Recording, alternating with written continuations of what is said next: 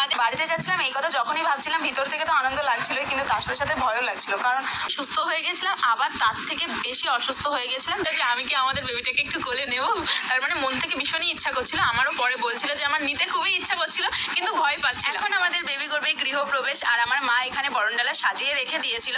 এখন দুই মা মিলে এখন বরণ করে নেবে আমাদের বেবিটাকে। আর এই সময়টা মনের ভিতরে খুব সুন্দর একটা ফিলিংস কাজ করছিল, কারণ আমি ভিডিওতে দেখতে আমার ভাবতাম কত যেত, সেটাই বলছিল, কিন্তু বেশি একটা ফুল নিয়ে আসা হয়নি।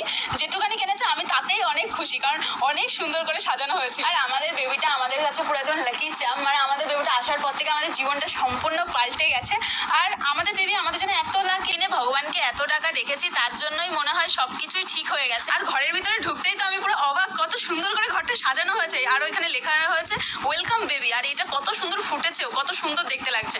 আর এদিকেও লেখা ছিল ওয়েলকাম বেবি হয়েছিল। আর এখন যেহেতু ছোট বাচ্চা, আর যেহেতু ফুলের